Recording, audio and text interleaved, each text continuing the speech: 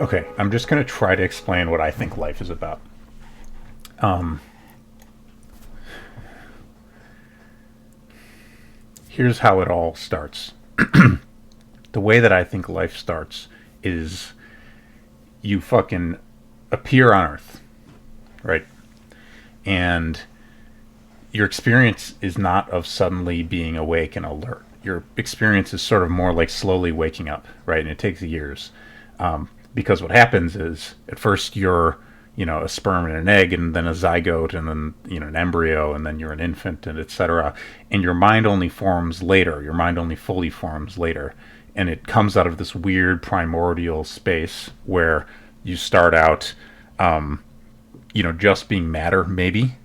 No one really knows how the life gets in there for all the research we've done on this kind of thing and all the philosophy we've tried to do on it. But out of matter comes mind, seemingly. And we only recognize the existence of that mind, usually reflectively later on.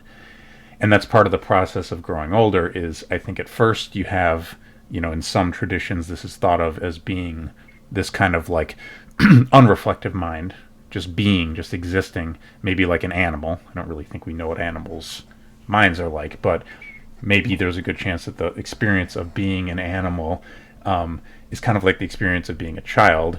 You're out there looking around, you're experiencing things, you're looking at things, but you're not reflecting on yourself. And then years pass and various things happen, and there are different theories of development, but at a certain point you look back and say, oh, weird, I have existed this whole time, right?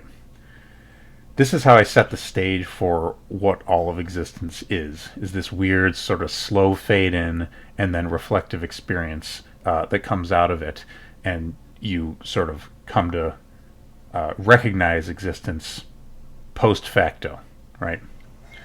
Okay, so you're here, and what do you do? Well, part of what you notice, and again, it's reflective, right? And it's done using memory a lot of the all the time, every time, I think, which is you realize that sometimes things are good and sometimes things are bad.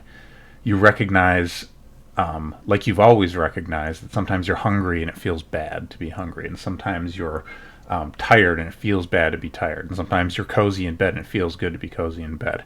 And so early in our development, we're sort of bounced between these drives without a real orientation besides them, right? The experience of like a toddler or a child, not to diminish it, right? But I think it is of being captive to these urges and sort of swirling between them in this like psychedelic haze. Again, this really is not meant to diminish or reduce like what it's like to be an infant or a child. I don't think we really remember, we being adults, right? I don't think we entirely remember, but a lot of times you look back and you'll have these experiences. And so there's sort of like the stage of being disoriented, and you piece things together as you go along. Now, there's a question of like what mind is, and what I mean by that is mind, is the mind just the experience of being buffeted between our drives, our hunger or our sexual desire or our fatigue or threat from others? There's this very interesting thing that these basic physiological drives almost feel blended with social drives.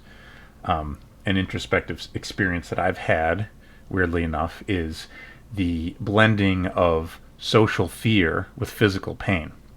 And there's somebody I talked to a long time ago who had an accident where they fell off of from a high place, and they broke their back. And this person was telling me how this strange feeling that they had upon getting injured or upon realizing the badness of their situation, like this, I'm fucked, actually, I'm gonna fall, right? It was shame.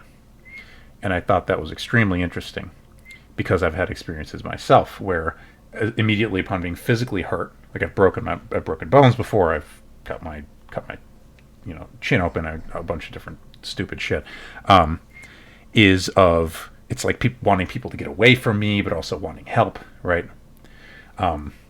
Sometimes I've given blood before, and there's a weird experience that I have had when giving blood, because I think the body can sense its state, right? And weirdly enough, upon giving blood, I usually become a lot more friendly.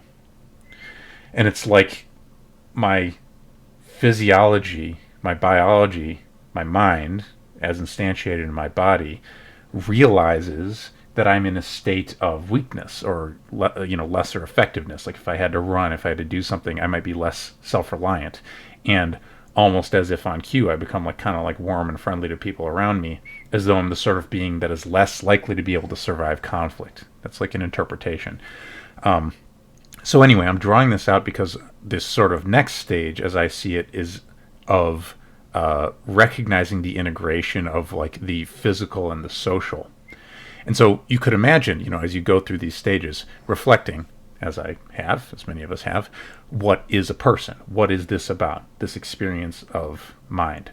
Is it just being buffeted between different physical drives? Well, no, it seems like we have these social drives as well. Is it just the experience of being buffeted between social drives or social and physical drives? That's an interesting question. And so to actually describe my whole view on this would take some time, but I'm just trying to make these videos and sort of try to get the thoughts out of my head, because whatever, I find it interesting stuff to talk about and think about. And there's an interesting question whether mind is principled or not. Sort of carrying on this theme of reflecting on what it is, what is happening to us, and why are we here. There's a question of whether the mind operates based on simple principles with complex consequences, or whether it is inherently complex. There's a book called The Cluj or something like that. I should actually look up what this is called. Cluj, The Haphazard Evolution of the Human Mind by Gary Marcus. This is a book that exists that shows a view of mind that I personally hate and think is stupid. But the view depicted there, as I understand it, I haven't read the whole thing, is that the mind is sort of this like scrappy, they always tend to use the word evolved, as though that means that our minds would come out being very complicated and messy and like ugly and inelegant, right? This sort of scrapped together, kind of garbage heap of functions. Like, it's not like an elegant, functional thing. It's more like, you glued together a bunch of parts and somehow, the machine is able to run, right? So I'm not going to get all the way into that and what I think about the Kluge view of mind at this moment, but that's one of the views, that it's inherently chaotic. There are other views of the mind that say that it is in some ways simple.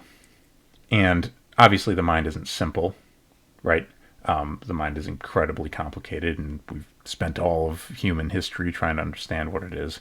But you could have the view that it's kind of like there's a strange type of complexity and simplicity relationship that you get in maybe looking at Newton's laws, right? And so Newton's laws are simple, right? There's like 3 of Newton's laws. However, if you look at an actual physical event, like taking a bowl of Cheerios and sloshing it around like this, how could you describe everything that had happened? In some sense, the Newtonian physical laws are very simple, but the specifics of what happens with this bowl of Cheerios is incredibly complicated. Too much data to record, right? Unless you do some kind of simplifying function. But when you get down to the molecules and the atoms and every little interaction, it's an unbelievable amount of data there, right? And so there's a type of relationship that I think you can have between simple principles and complex consequences. And so, anyway, just to kind of wrap it back to our journey through human development, my own view is that the mind is in some ways simple and ordered by simple enough principles. Not to say that we know them, and if we might know a couple of them, we certainly, I think, don't know all of them. And it's in this context that I start thinking about the concept of the good, which is something that Plato brings up in his writing, and which has manifested in different forms through all of human history. And so I'm going to end this video here just with this question of, what do you think the mind is? What do you think the mind is? How do you think the mind is structured, I guess is what you might say.